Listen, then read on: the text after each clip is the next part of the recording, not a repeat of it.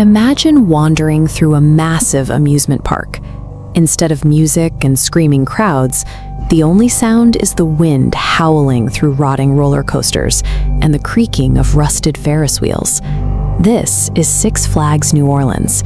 It originally opened in May 2000 as Jazzland to celebrate Louisiana's musical heritage, before the amusement giant Six Flags took over operations in 2002 and poured millions into state-of-the-art mega coasters.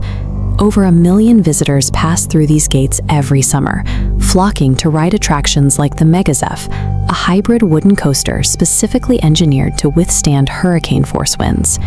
This $100 million investment has since decayed into a wasteland. It remains a central mystery of the city, how a massive corporate asset could be left to rot in a Louisiana swamp for 20 years.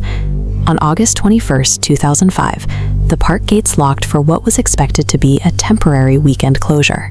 Weather reports warned of a major storm forming in the Gulf, and management followed standard safety protocols. 8 days later, Hurricane Katrina struck. The surrounding levee system breached, unleashing catastrophic flooding across New Orleans. Situated in a low-lying basin, the 140-acre property was entirely vulnerable. A 7-foot storm surge from Lake Pontchartrain completely inundated the park. While storms frequently destroy infrastructure globally, the 20-year duration of this ruin is an anomaly among major American cities. The park remained submerged in stagnant, corrosive, brackish saltwater for over 30 continuous days. This prolonged exposure dissolved delicate electrical control panels and compromised the structural integrity of the massive steel roller coaster tracks. The Mega Zeph met a specific irony. While its upper structure survived hurricane force winds, the foundational wooden support beams rotted from the base up. Once the water was pumped out a month later, inspectors declared 80% of the park destroyed beyond repair. Six Flags estimated the cost to rebuild at over $100 million. Beyond the physical rot, an invisible bureaucratic trap soon locked these ruins in permanent limbo. Six Flags held a property insurance policy worth $180 million. In theory, this coverage should have easily funded the repairs. However, a specific contractual sublimit capped flood damage payouts at just $27.5 million. SEC filings reveal the resulting financial fallout. Six Flags was forced to acknowledge a carrying value loss of over $32 million for the site. The company launched a $150 million lawsuit against its insurers, arguing that the named storm provisions of the policy should override the flood sublimits. The Fifth Circuit Court of Appeals eventually rejected that argument. The court ruled that the insurance policy unambiguously excluded massive flood losses from the higher coverage tiers. Faced with this absolute legal defeat, Six Flags terminated its lease in 2006. The property became a stranded liability for the city of New Orleans.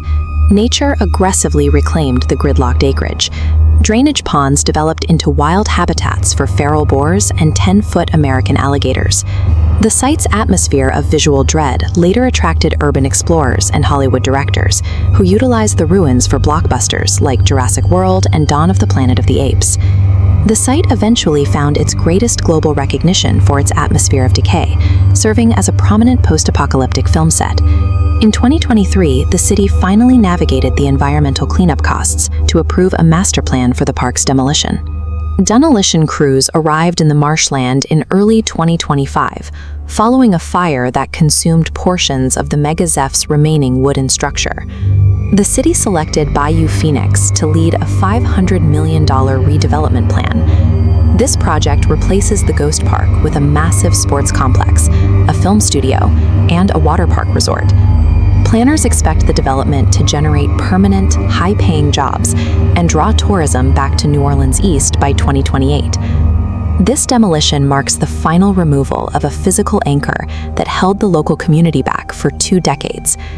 Six Flags New Orleans serves as a sobering global lesson on urban vulnerability to extreme weather and hurricane flooding. The loss of the park erased a landmark where millions of families once gathered, replacing those memories with decades of silence.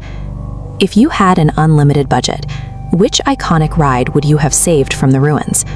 Share your thoughts in the comments below. Subscribe to continue exploring the dark corridors of history and the forgotten places of the past.